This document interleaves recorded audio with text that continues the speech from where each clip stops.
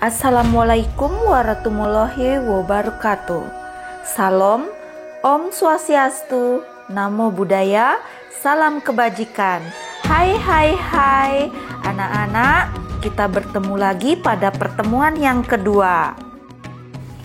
Untuk elemen Pancasila adalah Pancasila sebagai pemersatu bangsa.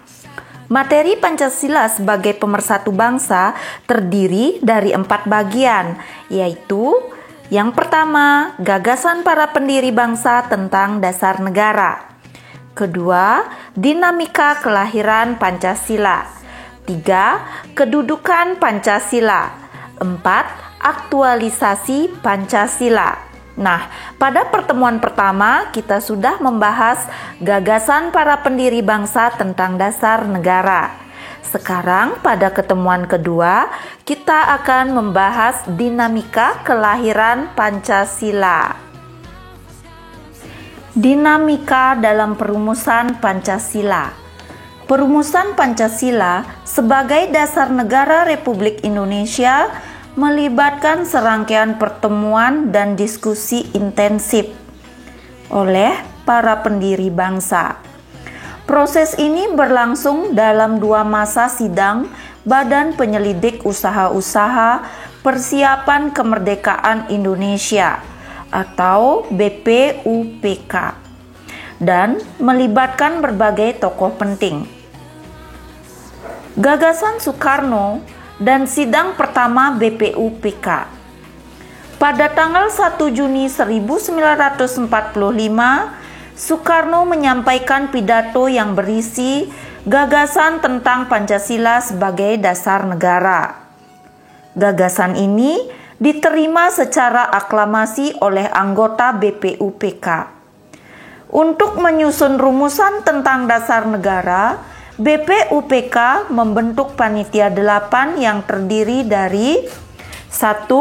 Soekarno, 2. Muhammad Hatta, 3. Otto Iskandar-Dinata, 4. Wasid Hasyim, 5. Muhammad Yamin, 6. Bagus Hadikusumo, 7. Sutarjo Kartohadikusumo, 8. Maramis.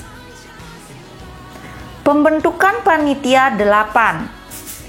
Sebagai Ketua Panitia 8, Soekarno mengadakan rapat pada 18 sampai 21 Juni tahun 1945 dengan anggota BPUPK dan Chu Sang-in. Total 47 orang diundang, tetapi hanya 38 yang hadir. Rapat ini bertujuan untuk menindaklanjuti keputusan sidang pertama BPUPK dan merumuskan dasar negara.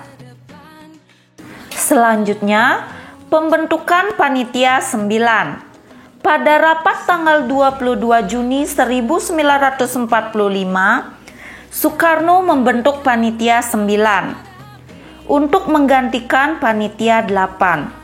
Panitia 9 terdiri dari Soekarno sebagai ketua, Muhammad Hatta, Maramis, Wasid Hasyim, Muhammad Yamin, Abdul Qahar Musakir, Agus Salim, Abi Kusno Cokrosuyoso, Ahmad Subarjo. Nah, selanjutnya rapat Panitia 9 pada hari yang sama. Panitia 9 mengadakan pertemuan di rumah Soekarno untuk membahas rumusan dasar negara. Terjadi perdebatan mengenai dasar negara Islam yang akhirnya disepakati dengan rumusan ketuhanan dengan kewajiban menjalankan syariat Islam bagi pemeluk-pemeluknya.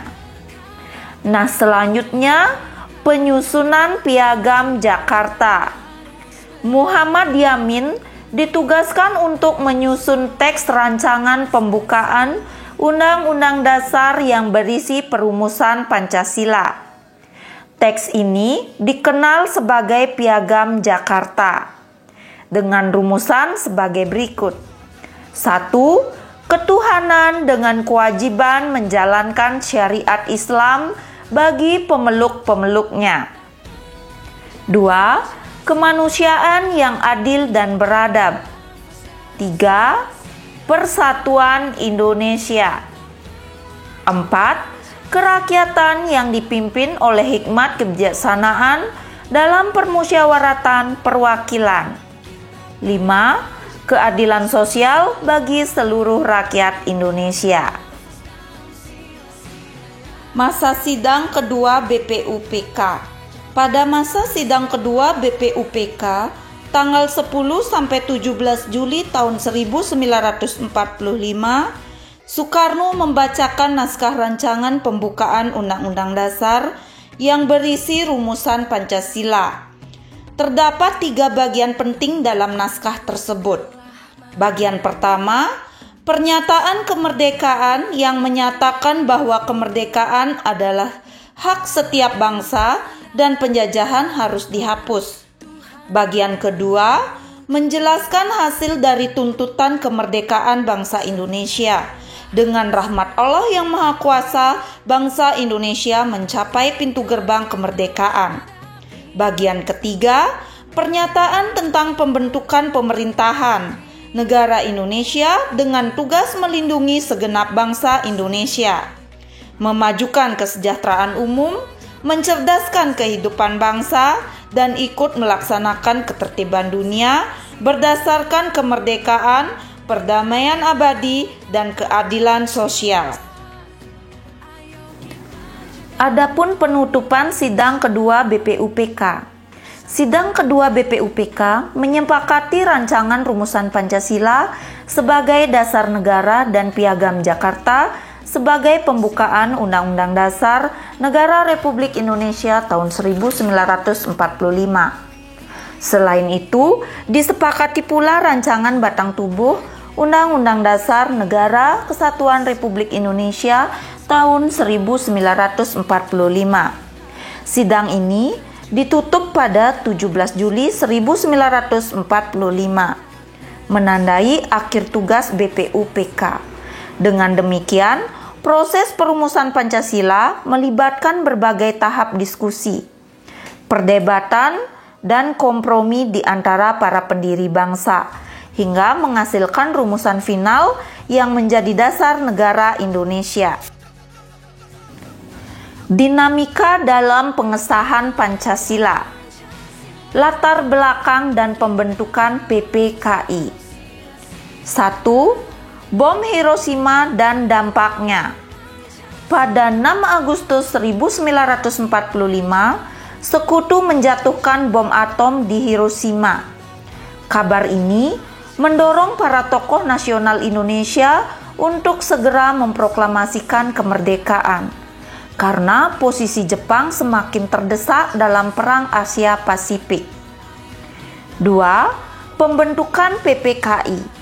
Pada tanggal 7 Agustus 1945, Jepang membentuk Panitia Persiapan Kemerdekaan Indonesia atau PPKI dan mengumumkan keanggotaan sebanyak 21 orang pada 12 Agustus 1945.